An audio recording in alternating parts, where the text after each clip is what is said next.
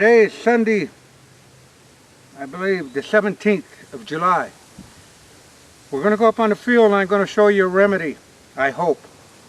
We just had a half-inch rain here in Clark County.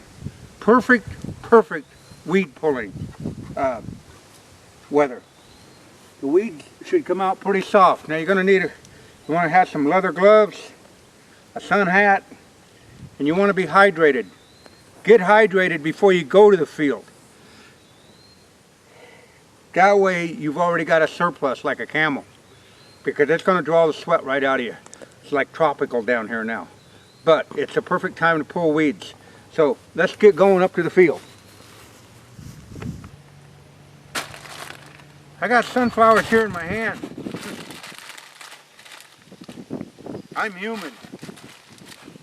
We don't grow sunflowers in Iowa that I know of as a crop, so I call them weeds. I realize now that was a mistake.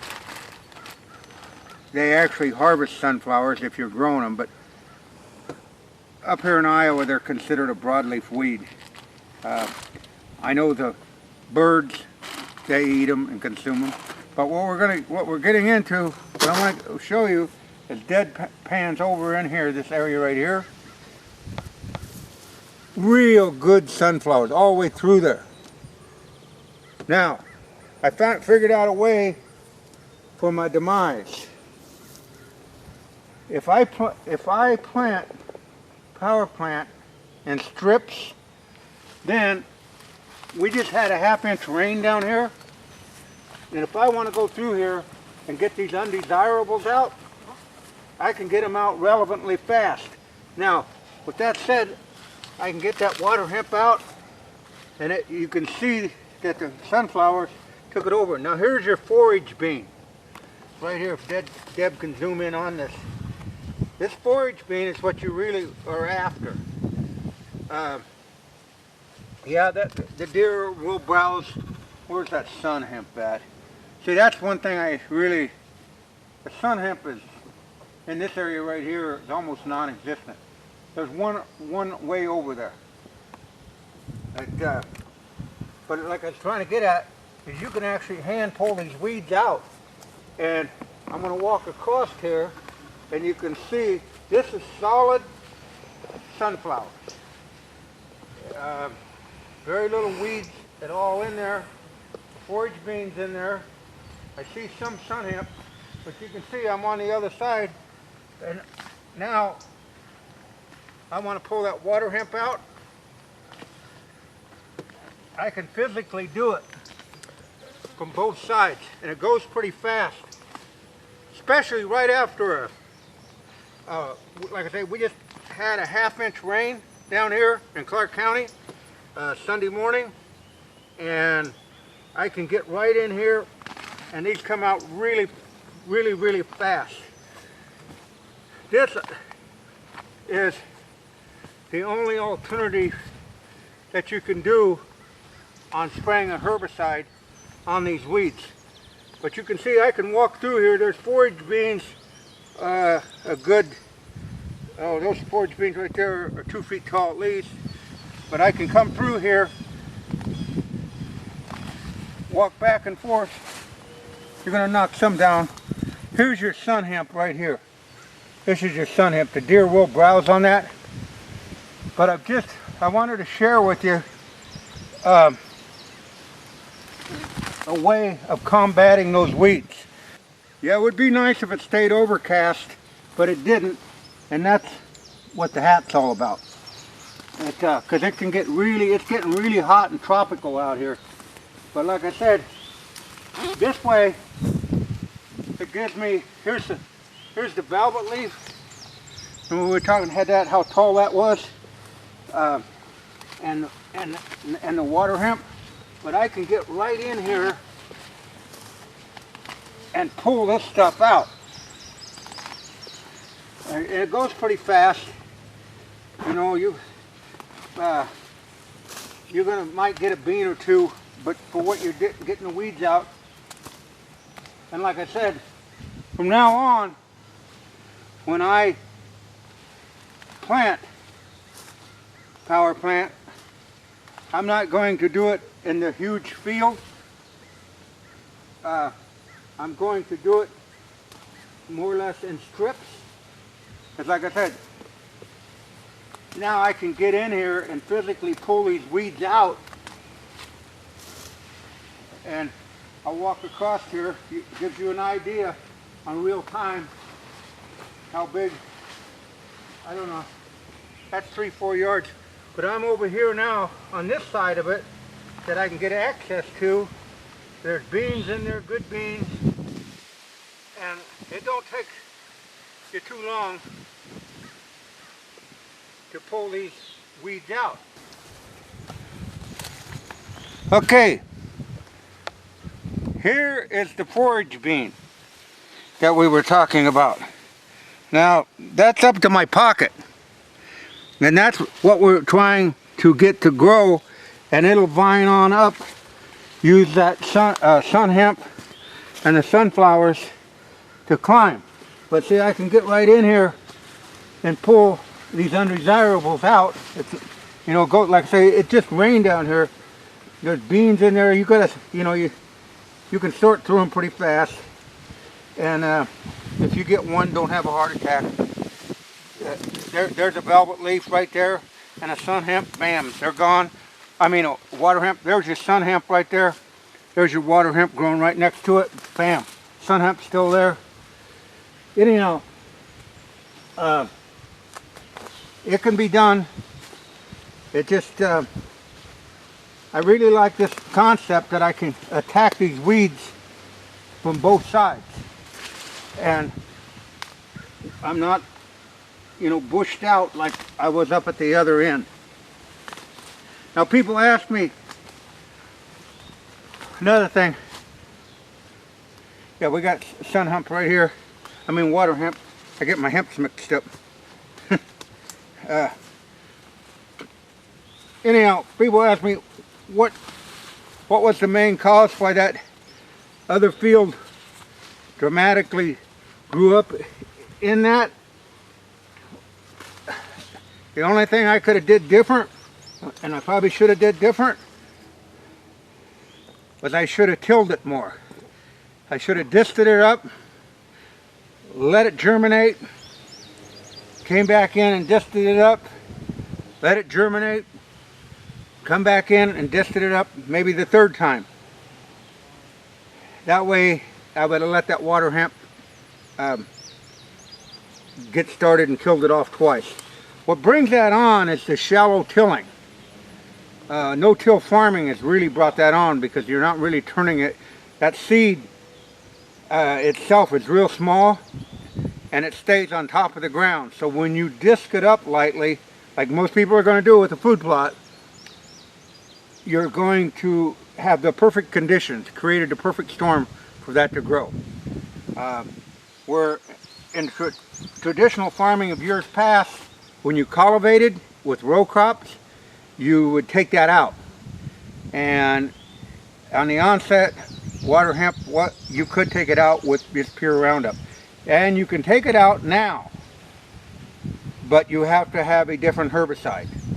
But you can't put it on here. But this is a really good crop of what I've got going here.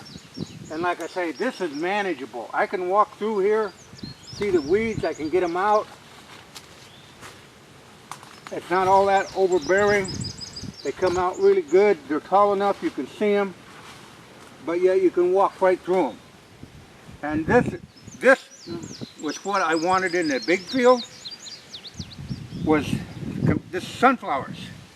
And they're starting to grow heads, and we're going to have a beautiful field that's going to help the honeybees and the pollinators and everything, except for that field went south. But here is a way, just putting in strips is going to be the way I do it from now on, instead of a solid field. That way I can just leisurely walk down across there, pull them weeds out. It goes pretty fast. I guarantee you, a lot of people spend more time in a tattoo parlor letting somebody scribble on them than it takes to walk down through this bean field. But that's your priority. My priority is growing things and pulling weeds today. Anyhow, that's my solution to failure that I wanted to show with you. Now this is nothing but solid sunflowers, and you know, if I do see a water hemp in there, I can reach right in there and get it. And see, that's pulling the whole root. Right there's the root ball, comes out with it. And some of them, you're prone to break them off, but if you start getting to break them off, pull them a little deeper.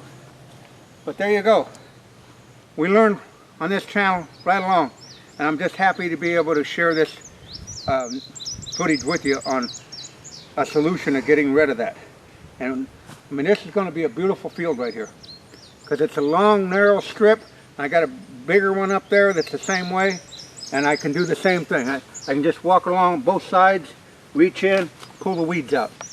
Hey, if you're going to pull those weeds out, and you're my age, you better get ibuprofen, because that bending over and pulling, it's going to get these back muscles really irritated. So, we're going to come back when this is all bloomed out and show you the results. And yes, I was wrong. Some people do cherish these as sunflower seeds, and you know, spitting and chewing, I guess. But that's not one of my priorities. But yep, sunflowers, they do eat them.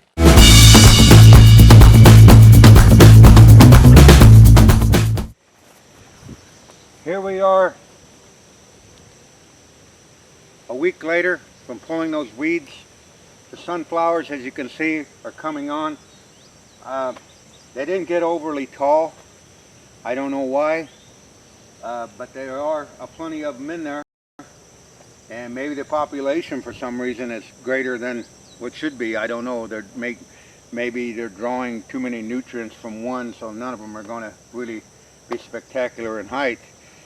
But I put it on with the broadcast seeder because the reason you have to put the flower plant on with a broadcast seeder is because the seed is non-conformant in size, and if you tried to run it through a drill, the fine seed would come out and the big seed would stay in. So basically you got to broadcast it on with a hand crank seeder so you can open it up enough.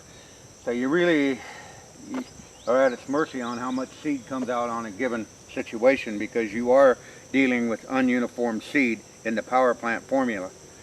And like I say, you can't really drill it on because the sunflowers are a lot bigger than the soybean and the sun hemp, and so you have a variety. And I've yet to see the peas in this ever perform after 4 years of planting it. They just must have get shaded out. But anyway, this is what I wanted to go over a week later of what we got going here. And as you walk down through here, you can see the heads are about ready to bloom. It's really going to be a pretty crop. Plus it's going to be beneficial to the bird life, the doves, whatever. I'm not impressed with the height of it, but then again, I don't know. But I was able to glean the field of a lot of the undesirables. Now here's the sun hemp. I can finally see it coming into play. It's not got anywhere near the height that was advertised. And all I got to do is stand right here, and you can see the ag bean, how tall it is, and behind how tall the corn is. So I don't know what the situation is on this power plant, other than it did germinate. Last year I didn't get one sunflower. I got a lot of forage beans, and you can see the forage beans in here this week.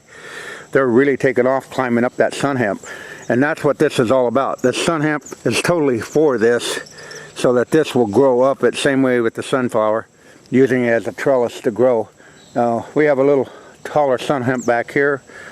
And this is a week later when I was out here with the funny hat. Funny but very practical. So this was the strip of that we pulled the weeds out, and plus we had 2 inches of rain on it since then. So rain makes grain. You know, for whatever it's worth, on my channel I'm open and honest, and I don't take compensation from any product. If it's good, I try to emphasize that. I don't endorse it, my name on something That and a quarter probably won't buy you a bottle of pop. I know it won't buy you a bottle of pop at the corner of Quick Trip. But in my opinion, I will not plant power plant on my properties ever again. The sole reason is water hemp has become so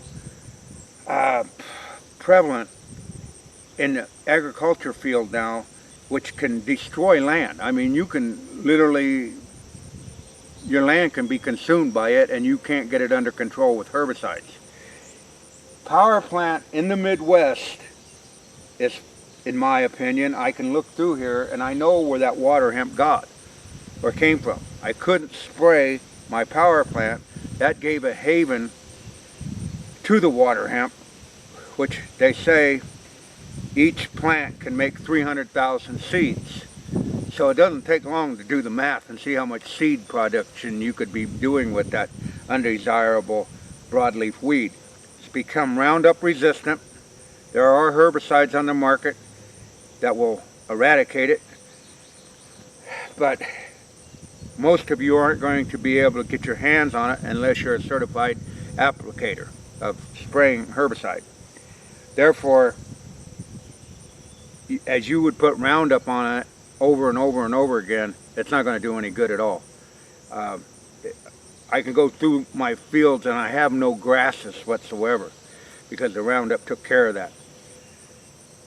But the water hemp is a bad situation. It can really put a damage on your property. So therefore, once I get this water hemp situation back under control, I will not put anything on here that I cannot apply a herbicide to kill off, because it's here to stay and you're going to have to take steps to eradicate it. I'll plant annuals, fall annuals, and perennials where I can spray, but I won't plant a crop as power plant where you cannot spray for the weeds, because you've seen in the video prior to this the weed devastation. It virtually took it over. Now that can do that whole thing on your whole farm as those seeds multiply. There's a male and a female plant. They have to come together and they're pollinated by the wind or however, and to my knowledge is what I've been told, that once it gets a foothold on your property, you have a major problem.